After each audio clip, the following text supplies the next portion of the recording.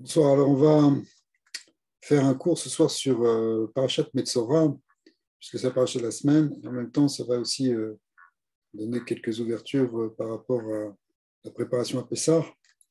C'est une sira du Rabbi dans l'Écoutez Sofot Chelek Zayin, la première sira sur Metzora, qui est très importante parce qu'elle donne une vision globale de comment gérer en fait quelque chose qui pourrait être a priori une situation négative. Effectivement, le Metzora, c'est une situation qui est difficile puisqu'il a de la lèpre, il est atteint par quelque chose qui est forcément désagréable, il est mis en exil, il sort du camp, il n'est plus obligé de s'enfermer, il porte en lui quelque chose qui ressemble à une maladie, même si le Rambam nous dit que c'est quelque chose de spirituel. Malgré tout, c'est quelque chose qui n'est pas facile. Et pourtant, on va voir le côté positif de la chose et comment on peut découvrir un bien derrière quelque chose qui est une situation a priori embarrassante. Alors on va regarder tout de suite dans le texte et on va voir que même le nom de cette paracha n'était pas tellement employé pendant très longtemps parce qu'on ne voulait pas dire ce mot Metzora qui veut dire lépreux, on ne voulait pas l'associer avec le nom d'une paracha. C'est ça que les anciens, enfin les Rishonim ne l'appelaient pas comme ça, c'est ce qu'on va voir, et c'est plus récemment qu'on a commencé à l'appeler Metzora, et on verra aussi pourquoi. Donc le Metzora, est-ce que c'est quelque chose de négatif comme terme? Dans la paracha, cette paracha elle est appelée dans les Rishonim, c'est-à-dire quand Rav Sadia Gaon ou Rashi ou Maïmonide cite cette paracha, il appelle par les deux premiers mots du verset qui est Zotié, après c'est Zotié Torah Metzora. Et ils ne l'appellent pas Metzora, ils l'appellent Zotié. Elle sera, ainsi elle sera. Donc, on sait dans leur livre, lorsqu'ils marquent Zotié, ça fait référence à cette section que nous on appelle Metzora. Abedorot Acharonim, Ameorachim, pardon, Harim, dont plus récemment, de manière ultérieure, on a commencé à l'appeler Beshem Metzora. On l'appelle Metzora, comme on le voit aujourd'hui dans les Sfarim, dans les Sidurim. On parle de Parashat Tazria, Parashat Metzora. Alors, a priori, le mot Metzora veut dire quelque chose de négatif. Effectivement, on comprend que les Rishonim aient évité d'employer ce terme pour désigner le nom d'une paracha, parce que ça ne correspond pas à quelque chose qui est de l'ordre de la Torah.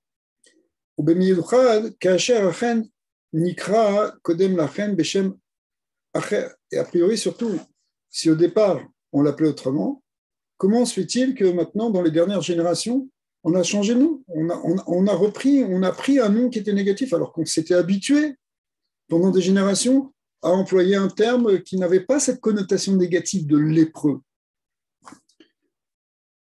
Alors pour comprendre ça, il faut d'abord essayer de regarder ce que dit le verset. Le verset nous dit Zot tiet Torah Metzora veuva el Kohen. Il faudra l'amener au Kohen. Veuva el Kohen, c'est-à-dire le Metzora va venir, a priori, on comprend le verset comme ça, que le Metzora va aller chez le Kohen pour montrer sa plaie. Et effectivement, c'est au Kohen de décider si elle a augmenté, si elle a diminué, s'il faut l'enfermer encore, s'il est pur, s'il doit commencer un processus de purification. C'est au Kohen de le dire, mais le verset nous dit Veuva la Kohen, il va venir chez le Kohen. Et a priori, il y a une difficulté, parce que tout de suite après, quelques versets après, il est marqué Vayetse à Kohen à la Michutz la Hamachane, que c'est le Kohen qui va sortir à l'extérieur du camp, puisque le Metzora se trouve en dehors du camp, il ne peut plus rester dans le Machané Israël, il ne peut plus rester à l'époque de Jérusalem, il ne peut plus rester dans l'enceinte de Jérusalem, il faut qu'il en sorte. Et donc, on a l'impression que ce n'est pas le Metzora qui va voir le Kohen, mais c'est le Kohen qui va voir le Metzora. Il va à l'extérieur, il sort de Jérusalem, il va à la rencontre du Metzora pour l'analyser. Chaque Kohen serve la tzet à la Metzora. C'est le Kohen qui doit sortir au Metzora. Alors,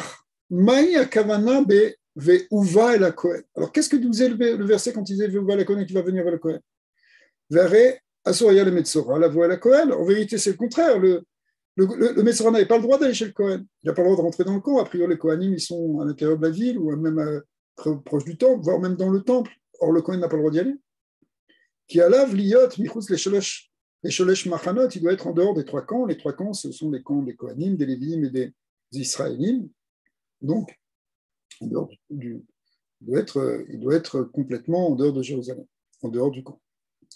Manoua, donc qu'est-ce qu'on est en train de dire? Est-ce que vraiment le Metzora devait aller voir le Kohen? Oui, ça doit être le contraire. En plus, c'est quoi cette expression Veuva? Veuva, ça veut dire il l'amènera littéralement. On aurait dû dire Uba et la Kohen, il va venir chez le Kohen. C'est quoi Veuva? C'est unifié, ça veut dire c'est transitif. Il va l'amener, il va l'amener chez le Kohen. L'histoire Matzia Alka chez Avato et la Kohen Ibel Kocho. Et si ça veut dire on va l'amener, ou il va l'amener, ou on va l'amener, ça veut dire on va amener le Metzora, quoi, contre son gré. Ça peut aller jusque-là. Est-ce que c'est vraiment ça? Est-ce que le Metzora, on ne lui demande pas son avis? Alors, sur la première question, qui est de savoir qu'est-ce que ça veut dire, ce Ouva la Kohen, c'est-à-dire, parce que qui c'est qui va aller chez qui? Ouais. Il y a des Mefarshim qui disent que les mots Veuva et la Kohen, Akvanayi, chez Biot Michutz la Machane, il karev Metzora el Gvul Mesuam shel Machanisa. Certains veulent expliquer qu'il va aller jusqu'à la limite. Il ne va pas rentrer dans le camp, puisqu'il n'a pas le droit de rentrer dans le camp, mais il va aller jusqu'à la limite du camp. Et donc, de ce point de vue-là, on pourrait dire qu'effectivement, il y a un mouvement du Metzora, que le Metzora peut aller vers le camp sans y rentrer. Donc, on pourrait imaginer qu'il se fait ausculter à la limite du camp. Mais c'est ça, probablement. Donc, après, la raison, ce serait ça éviterait effectivement au Kohen de trop se déplacer. Donc, il ne va pas être obligé d'aller loin de l'extériorité. Donc, effectivement, on pourrait comprendre ce terme Veuva la Kohen, ça veut dire qu'il va se rapprocher. Ça va permettre au Kohen de l'ausculter plus facilement. Mais le Rabbi dit que c'est difficile de comprendre comme ça, parce que si on dit que le Metzora, il devait sortir du camp, mais qui dit qu'il va aller loin? C'est pas sûr qu'il va aller à des kilomètres du camp. Peut-être il est peut-être déjà resté à la frontière, à la limite, et du coup, ça voudrait dire qu'il doit se rapprocher de la limite du camp, puisqu'il peut-être il y est déjà. Donc, le terme n'est pas très juste, si on dit comme ça. Puisque quand on dit Veuva la Kohen, a priori, ça parle pour toutes sortes de Metzora. On n'est pas en train de distinguer celui qui est loin, celui qui est près. Tous sont à l'extérieur du camp, et qu'ils soient proches de la frontière ou qu'ils soient très éloignés. De toute manière, le terme Veuva la Kohen, il va venir, ou on va l'amener au Kohen, s'applique. Donc, s'applique pour tous. Donc, on ne peut pas dire ici que c'est simplement se rapprocher du camp, puisque ça peut être le cas où il est déjà proche du camp. OK. Alors, le Rabbi, pour expliquer ça, il va rentrer dans quelque chose de plus pnimi, un peu moins technique. Et il ramène d'abord Rashi, qui dit que, qu'est-ce qu'explique Rashi? Chez Siba l'écart, chez Metzorat, Saveliyot Badal, Rashi donne une raison. Il dit pourquoi est-ce qu'il y a un isolement du Metzora, pourquoi il doit sortir du camp, c'est-à-dire c'est un isolement social, il va se retrouver dans une cabane à l'extérieur. En réalité, c'est parce qu'il a fait la Shon Hara. Et du fait qu'il a fait la Shon Hara, eh bien, il s'est séparé des autres, ou il a séparé une personne de son prochain, c'est ce qu'on fait quand on dit du mal sur quelqu'un à quelqu'un d'autre, on coupe le lien entre les deux. Eh bien, puisqu'il les a séparés, eh bien, la conséquence pour lui, c'est d'être aussi séparé des autres. Lui-même va se retrouver séparé.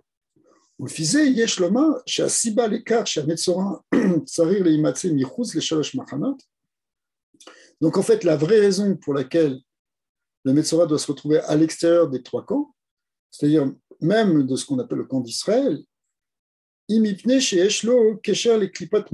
c'est parce que, et c'est ce qui s'est passé lorsqu'il a fait du Lashon Hara, il est attaché à ce que qu'on appelle dans le langage de la Chassidut la Klipat de Midian. C'est quoi Midian? Midian, bon, c'est un peuple qui s'est comporté de manière sévère et cruelle vis-à-vis d'Israël. Ils ont attaqué, ils ont essayé de faire tomber, etc. C'est ce qu'on verra plus tard dans les parachutes qui nous parlent de Pinchas, de Roukat. On verra cette guerre que fait Midian.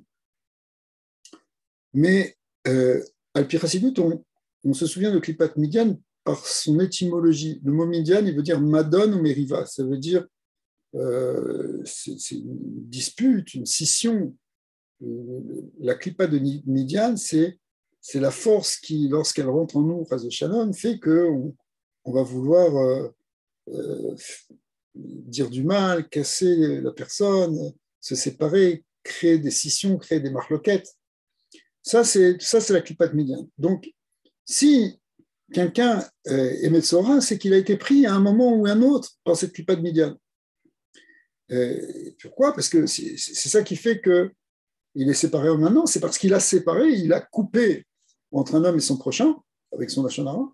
Donc il a été pris par cette clipa. Et ça, c'est exactement le contraire de la Kedusha.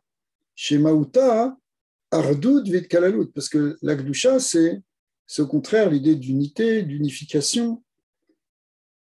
Et donc, lui, il s'est opposé au domaine de la Kedusha. Et du fait qu'il s'est opposé au domaine de la Kedusha, eh bien, il doit sortir de tous les camps de Kedusha, c'est-à-dire, c'est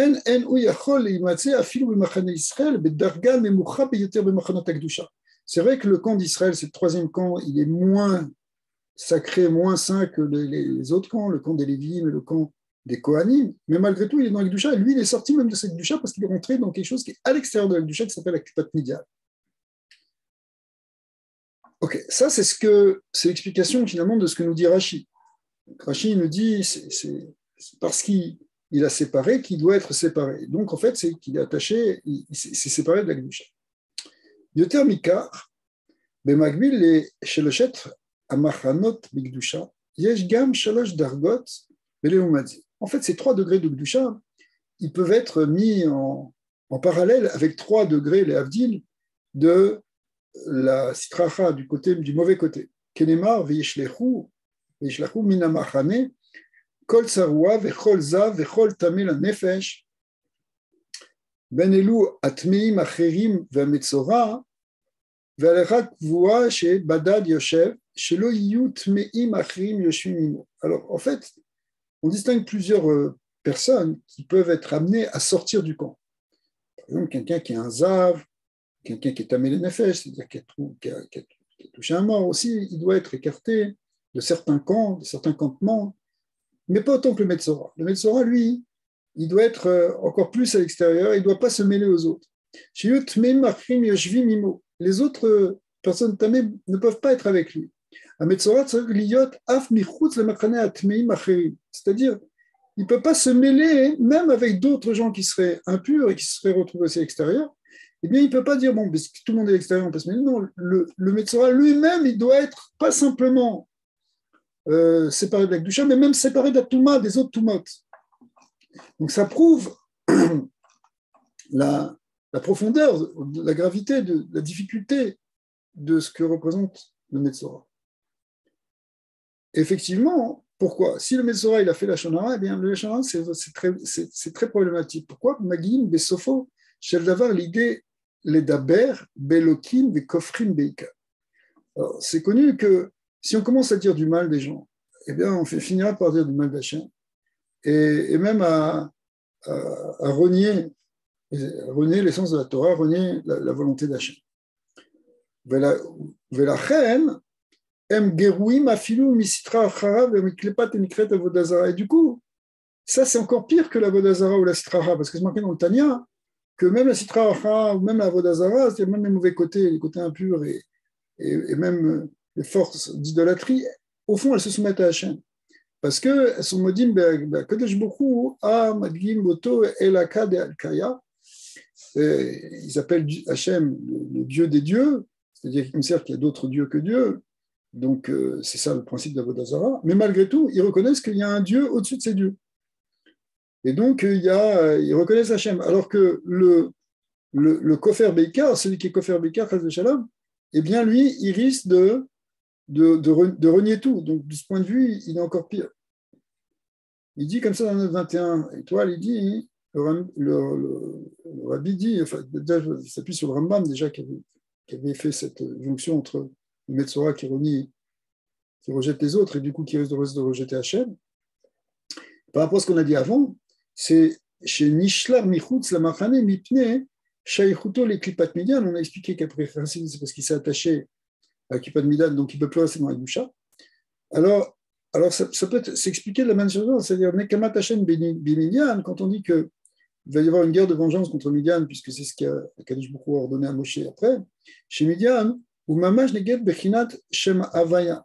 Nekamat Hashem, c'est-à-dire c'est un remède pour nous dire que Midian, c'est anti-Avaya. Donc, c'est le contraire du Shem Yud-Kevav, qui est justement l'Yihoud, qui est justement la Hava, etc.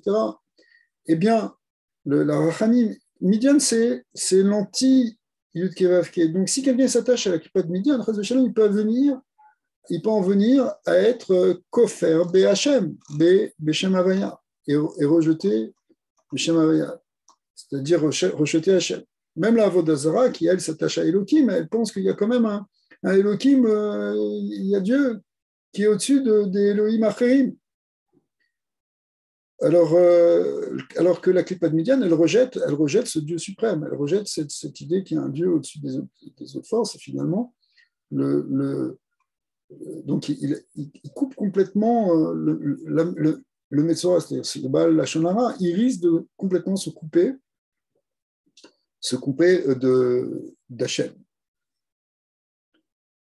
Alors, les marotzot, posek admor azaken, en beniglad shebategiro, mais l'admor azaken dans son Shulchan il dit, even bepinut Torah aussi dans le Tanya, gabe kol yehudi ye misheye shebevadai sofo lasot tshuva. C'est un psak halacha clair que n'importe quel juif il finira par faire tshuva. Kilo yidar mimeno nidar, on s'appuie sur ce verset que personne ne sera jamais complètement rejeté. Autrement dit, il y a toujours une voie de retour, une voie de transformation. Donc, même si quelqu'un est tombé dans la Kippat Midian, même si il s'est éloigné très fortement de la Kedusha, à un point qu'il risque de renier Dieu, mais en réalité, il ne renie jamais Dieu complètement au fond de lui-même parce qu'il y a toujours un attachement essentiel au niveau de son essence, il y a toujours une nitzutz d'éloquent au fond de son cœur, me dit Tanya, et à partir de là, il finira par faire tchouva, comme c'est marqué dans le Tanya, dans la lecture d'aujourd'hui, que ce soit, dans la lecture d'aujourd'hui d'Afka, que ce soit dans ce Gilgoul ou dans un autre Gilgoul, mais il finira par faire tchouva. Velachen Nehemar Veuva, Lachon Aftacha Leatid. Donc maintenant, le Veuva, on peut le comprendre, c'est il viendra ou on l'amènera, ça veut dire d'une manière ou d'une autre, il en viendra à retourner chez le Kohen. Il retournera dans la Gdusha. Donc, c'est maintenant une nouvelle manière de lire ce Veuva et la Kohen. C'est pas il va venir, c'est pas on va l'amener, il va finir par revenir au Kohen. Sheaf Mishenimsa Michus les Shaloshet Amachanot, même si quelqu'un se retrouve à l'extérieur des trois camps, Are Akadosh Baruchu Mafticho Shebesofo Shel Davar Uyuva El Kohen. Alors Akadosh Baruch Hu lui promet que Bassof, il reviendra au Kohen, c'est-à-dire au Kohen, c'est-à-dire à la Gdusha. Donc même si quelqu'un il est tombé bas, même s'il s'est éloigné, il s'est éloigné de manière vraiment négative en parlant du mal sur les autres, en fait c'est ce qu'il y a de plus bas d'une certaine manière. Et bon, quelqu'un il fait une faute, il tombe, il trébuche, il a une tava, il a un peu de gava qui fait qui. Ok, mais commencer à dire du mal de l'un à l'autre, etc., c'est vraiment qu'on est attrapé par un Yetzara qui est lamentable. C'est vraiment la Klippat Midian qui est la pire Klippa, donc ça nous sort complètement de la Gdusha. Malgré tout, il y a une aftacha que Veuva la Kohen, qu'on reviendra à la Gdusha. Mais Kevan aftacha, שבוודאי סופו לעשות תשובה, אמורה אף לגבי מי שעל פי עניינו אין לו כלל רצון לחזור בתשובה. C'est intéressant, c'est-à-dire cette promesse, elle est dite même à quelqu'un qui, de son point de vue à lui, il dit mais moi j'ai pas l'intention de faire tchouva, ça va pas. Et c'est pas du tout, il n'est pas dans les ignanes, quoi. Et Yoter Mika, Af les gavé Michirotse, ou les faire, et même ça va sur quelqu'un qui dit, mais moi, j'ai pas du tout l'intention de faire tout ça, il ne manquerait plus que ça. D'accord. Malgré tout, il y a une promesse sur lui qui reviendra. Aole al-Ruchacha, niye kagoïm. Donc, lui c'est quelqu'un, il veut carrément il veut complètement sortir de ça. C'est un passage dans Yéreskel qui fait référence à quelqu'un qui s'est complètement éloigné. Il ne veut plus être dans le judaïsme. Mais kolzot, beyat razaka, emlor alechem. Malgré tout, de gré ou de force, Akadosh Baruch Hu dit, je régnerai sur vous. Donc, tu veux pas, tu veux t'opposer, tu vas aller contre, mais sauf, tu reviendras. Au fichar neema ve'uva b'leshon sivu. Donc, ici, ce uva, on le comprend comme un impératif et comme une promesse, une certitude. El hakohen be'al kocho, c'est-à-dire même contre son gré. On va l'amener, point. D'accord. C'est bizarre quand même de dire que quelqu'un va faire tchouva par son propre gré, contre son gré. Parce que normalement, la tchouva, c'est au contraire un désir intérieur de revenir. Oui, mais Akadosh Baruch Hu fera en sorte que il y aura un moment où cette partie profonde de ta neshama, elle voudra revenir à Akadosh Baruch Hu. C'est pas ce Baal Kocho, c'est que même si tu as tous les retsonotes, même si tu veux t'empêcher, mais si tu peux, il y a quelque chose qui est trop profond et qui finira par émerger et qui sera ce corps de tchouva. Parce que le corps de la tchouva, ce désir de reconnecter avec Hachem, c'est quelque chose qui est dans notre essence, c'est quelque chose qui est fondamental en nous. Alors, on peut le cacher, on peut mettre des couches de Yetzirah dessus, mais à un moment ou à un autre, on ne peut pas l'éteindre, ce feu, il finira par ressurgir. Alors, ce qui est intéressant ici, ce qu'on va voir maintenant dans ce point, hein, c'est que le Metzora, il représente un niveau de tchouva où on fait tchouva même quand on est là où on est, en fait. Même si on est dans un niveau très, très éloigné, très bas, il y a une capacité de faire tchouva. Au contraire, même c'est de là-bas qu'on va faire jaillir une très grande lumière. Omna. Agorer l'itorélo ta tchouva, eno matzavo shel adam. Et là, aftacha atekadosh bo. Alors, même quand je disais que c'est quelque chose qui est au fond de nous, mais c'est quelque chose de nous, c'est quoi? C'est la dimension divine qui est au fond de nous. Donc, en fait, c'est en cela qu'on peut comprendre comme une promesse d'Hachem. Hachem Yehudar Mimenonidar, quand Hachem il a dit personne ne sera rejeté, rebuté, relâché, abandonné, oublié. Ve'Hashem Mishunka Ikayemet Afetzel Mishezakouk Lebeyat Chazaka Emor Alechet. Donc, ça peut même s'appliquer à quelqu'un qu'on va venir chercher qui est nous de force. Abechol Zot, Chafetz HaKadosh Baruch Hu, ou chez Itoreru Tatshuva Tardor Besofo Shel Davar les Pnimiuto Shel Yehudi. Mais d'un autre côté, HaKadosh Baruch Hu, il veut que ça vienne quand même de l'intérieur, que ce soit intériorisé cette teshuva. Ce n'est pas une teshuva simplement, on te prend, on te force et on te force à faire une mitzvot. À quoi ça rime? Il faut que ça corresponde à ton intériorité. ולכן, קבע הקדוש ברוך הוא שהעניין של ביד חזקה ישפיע על כוחות הנפש של היהודי עצמו. Alors comment ça fonctionne? C'est que c'est vrai qu'Akadosh Baruch Hu, il va forcer la chose, mais il va forcer pour libérer en quelque sorte cette force qui est au fond de chaque juif. שהתשובה תיעשה מצד כוחותיו שלו, pour que finalement tu aies envie de faire tchouva par toi-même et que tu fasses tchouva avec tes propres forces, c'est-à-dire retsono, avec ta volonté, ton propre désir, sichlo, avec ton intellect, avec ce que tu ressens en fait, avec toutes les forces de ton âme, mais que ce soit chez nous, que ce soit de la personne, c'est pas quelque chose qu'on va t'imposer, on va te dire si tu fais pas cette mitzvah, non, c'est pas ça, c'est qu'on va te mettre dans une situation où finalement tu vas libérer ce désir et rentrer complètement dans l'envie de faire les mitzvot et dans tout ce qui suit. Alors, Zewa Esber l'écart chez Betrila Neema Veuva la Kohen. Donc maintenant, on a compris que ça veut dire Veuva la Kohen, ou l'Achar Mika Veyetse la Kohen El Michus la Machane. Et maintenant, on peut comprendre l'autre pasouk qui dit que Veyetse à Kohen El Michus la Machane, que c'est le Kohen maintenant qui va venir à l'extérieur. Comment on comprend? Eh bien, parce qu'effectivement, ça veut dire maintenant, ça représente l'éveil de la Kedusha qui vient et qui va fonctionner. Alors, comment? Le Rabbi va le développer un petit peu. Trila, Trilat Taorat Metzora, hein, le début de la purification de Metzora, hein, c'est quoi hein? C'est Arazara Betchouva. C'est d'abord qui est Tchouva. Et ça se fait à l'idée Giloui Or Milmaala. C'est une lumière qui vient d'en haut. Chez nous, Kashour les Matsav ou les Makom Aruchani, Shana Metzora Urtsono. Ça, c'est quelque chose qui vient d'en haut, donc ça ne dépend pas de toi. Qu'Akadosh Baruch Hu amène une lumière sur ta neshama qui fait que ça va te réveiller. Vezoui Amashmout chez Veuva la Kohen. Ça, c'est le lien de Veuva la Kohen. C'est contre ton gré. Contre ton gré, on t'amène une force divine qui vient, qui va bouger quelque chose en toi.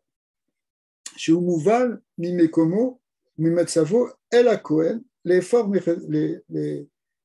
mirtsonos. C'est-à-dire, on t'amène contre ton gré au Kohen. On te ramène vers l'Akdusha, d'abord par un éveil d'en haut. Ok, ça c'est la première étape, parce qu'après, on a dit, il faut que ce soit intériorisé, que ça vienne de soi. Alors, l'echar mikan tsari liyot, vayetse à Kohen, excusez-moi, el michutz la. Alors, ce deuxième verset, où c'est le mouvement inverse, c'est où le Kohen va vers l'extérieur du Machane. Ça représente symboliquement Itorut Atshuva Tashpia Bimakom Agashmi Ve'aruchani Kelomar Bedargat Shesham Nimsa Metzora. C'est-à-dire, ça va venir maintenant dans l'endroit où se trouve le Metzora, au niveau matériel, physique, spirituel. Kede Shetarato Lo Tease Rak Mitzad HaKohen et la Gam Mitzad HaMetzora Atzmo Mipnei Retsono Ve'akarato Ve'chule. C'est-à-dire le fait que le Kohen maintenant se rapproche, ça veut dire qu'il y a quelque chose qui va être un travail que le Metzora va faire par lui-même. À l'idéka, chez Atahara Naasit, Af Mitzad Mekomo, chez la Metzora, Atzmo, Michutz la Machane. Et donc ça va se faire, et c'est la Nekuda en fait, le point de ce paragraphe, c'est que ça se fait à l'endroit où se trouve le Metzora. C'est dans le Metzora, c'est pas quelque chose qui vient de l'extérieur, même si symboliquement ici on voit le Kohen qui se rapproche, mais ça représente qui se rapproche à l'endroit du Metzora, ça veut dire que c'est le Metzora lui-même qui, en quelque sorte, attire dans l'endroit où il est ce processus de tchouva. Chez Afas de note Nefrim les Sruyot, et comme c'est marqué dans le même que quoi, que si c'est une tchouva be'ava, alors même les fautes faites au départ volontairement, elles peuvent se transformer en vérité. Et quand on fait ça, cette tchouva, elle devient maintenant complètement tchouva be'ava. Quand on tchouva be'ava, ça veut dire que ce n'est pas une tchouva qui est contrainte par l'extérieur, ce serait une tchouva be'ira, c'est plutôt la première partie. Et quand on atteint cette deuxième partie, ce deuxième aspect qui est en fait tchouva be'ava, puisque ça vient de soi, eh bien, on peut arriver à un point où on transforme complètement les fautes en mérite. Et ça, c'est un degré dont les Khamim disent que ça permet de monter à un niveau plus encore qu'un tzadik gamo. Sherlo Yaya, Pam Chous le Machane, parce que le tzadik gamo n'est jamais sorti en dehors du Machane, il n'est jamais sorti de la sainteté. Donc, il n'a pas cette possibilité de transformer quelque chose qui était justement en dehors de la sainteté en quelque chose qui devient des mérites. Quelque chose qui devient donc comme s'il avait fait de la gdoucha. C'est-à-dire que quelque chose qui était de l'ordre de la Avera, finalement, est transformé en un mérite, comme un mérite de mitzvah, et même encore. Et donc, ça amène quelque chose de plus par rapport au tzaddik. Non, au tzaddik gamo.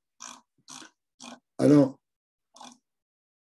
donc, ce qu'on a vu ici, c'est la résolution de ces deux versets qui sont contradictoires. D'un côté, un mouvement où on force le Metzora, on l'amène chez le Kohen, et d'un autre côté où le Kohen vient, et en quelque sorte, ça représente ça, même si on a un peu de mal à comprendre au départ, parce qu'on voit que c'est un mouvement du Kohen, mais en fait, ce mouvement du Kohen qui vient la Marane, ça veut dire que le Metzora attire la Teshuvah maintenant dans l'endroit où il est.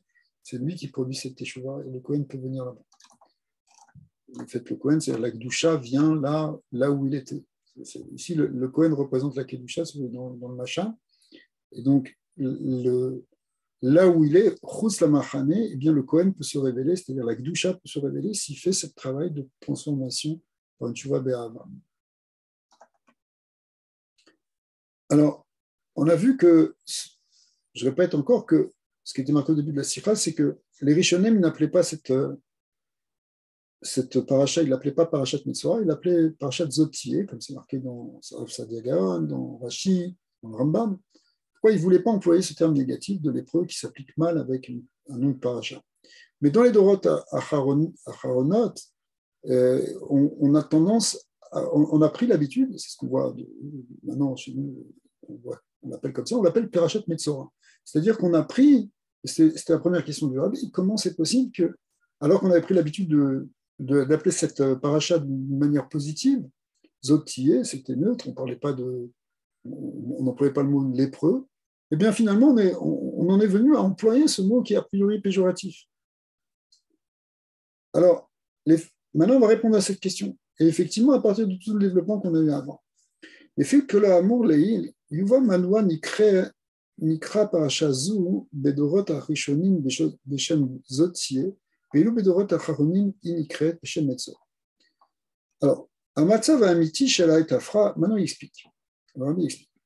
En fait, le matzav amiti de Itafra, parce que ce qu'on appelle Itafra Chashukha Lemeora, qui veut dire la transformation de l'obscurité en lumière, ce qui veut dire la transformation d'une situation ou d'un événement négatif en quelque chose de positif. Ici, la transformation de la négativité du Metzora qu'avait dit la Shonara qui s'est retrouvé dans une Touma puisqu'il est coupé du monde de la Gdusha, en quelque chose maintenant de positif, puisque finalement, de cette situation, il va avoir la force de la transformer en quelque chose de méritoire, puisqu'il va même en avoir des mérites. Eh bien, comment ça fonctionne ça? C'est qu'on considère que c'est l'obscurité elle-même qui se transforme en lumière. Eh bien, Yérak Léatid Lavo, ce matzav-là, il n'est pas vraiment pour tout de suite, surtout à un niveau global. On va en parler surtout, Léatid Lavo, Kemoshikatou Betelim, Velala Keyom Yair. Ça fait référence au Zman de Mashiach, Léatid Lavo, c'est-à-dire que la nuit sera transformée en jour. Chez Apirou, basé où des Léatid Lavo, à Rocher Atzmo Yair. C'est le Rocher lui-même qui va briller, comme c'est marqué dans une Rébina et dans les endroits. Alors,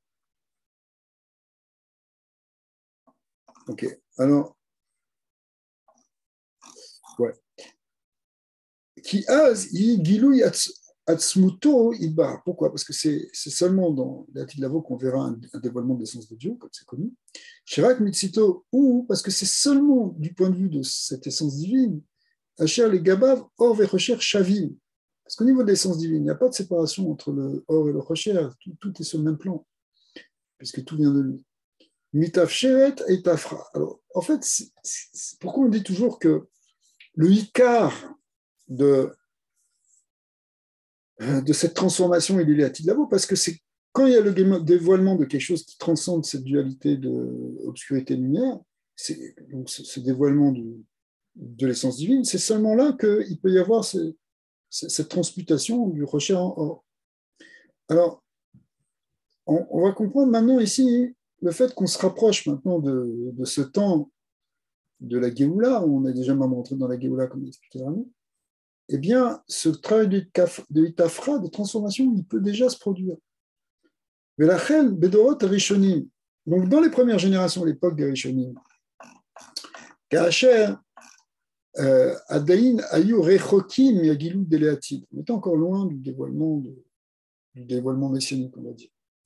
Veloïr, Beolam, Inyan, Shel, Vayetse, Akohen, Al-Michus, Lamachane. Donc cet aspect-là de deuxième partie de la Tchouva, que chez Ataharat, Metzora, Tiye Mitzad Metzora Atzmo, qui vient des profondeurs du Metzora lui-même.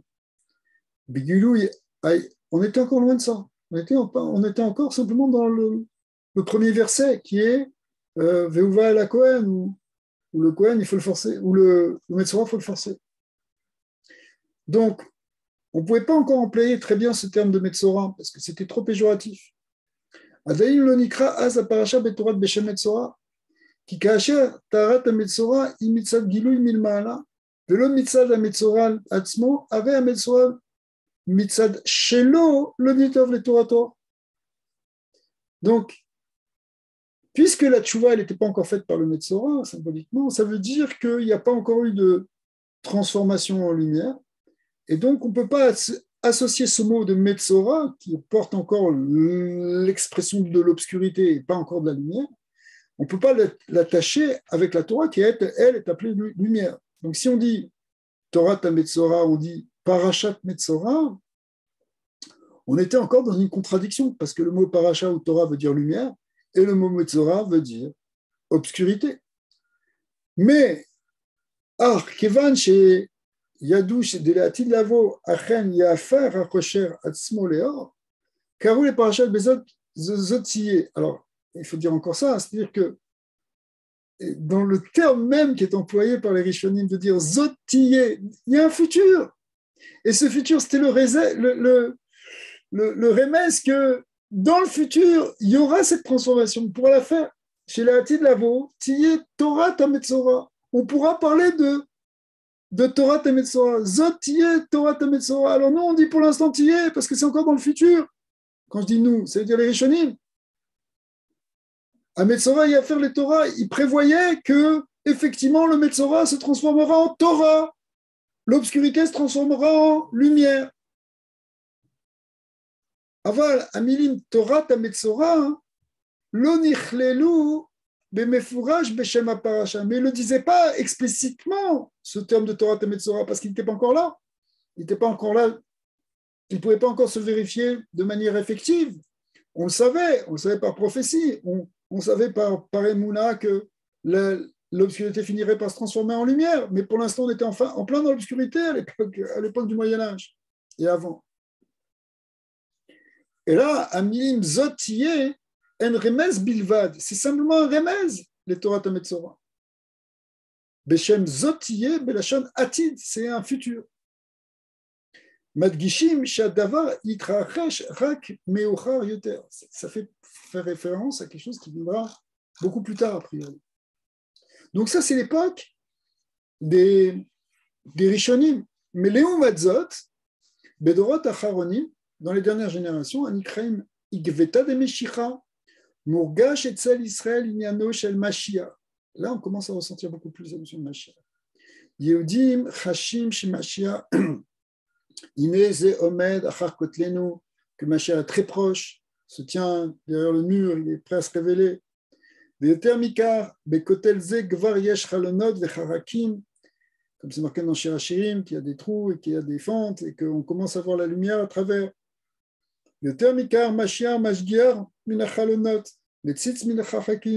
Toujours selon ce même verset, Mashiach, il est là en train de regarder et même de surveiller, il est là pour nous.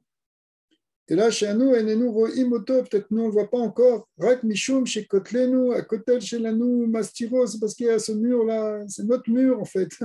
C'est notre mur à nous, le mur qui est devant nos yeux ou qui est dans nos yeux, c'est une voile ça. La reine aussi, Misraël, Af, chez Memetso. Alors, mais comme on est très proche, on peut dire que Metzora, Parashat Batora, on peut dire Torah ta Metzora, on peut dire Parashat Metzora. Parce que ça a déjà commencé, cette transformation de l'obscurité en lumière. Donc on est déjà arrivé dans cette transmutation du négatif en positif dans notre génération ou dans les dernières générations. C'est pour ça que on s'est mis à parler de Parashat Metzora, ce qui n'était pas compréhensible au départ, parce qu'on ne va pas rentrer dans quelque chose de négatif alors qu'on a toujours employé quelque chose de positif comme terme. Mais en fait, ce n'est pas négatif. Le terme de Torah et Metzora, c'est que le mot Metzora, pour nous, on n'entend plus lépreux.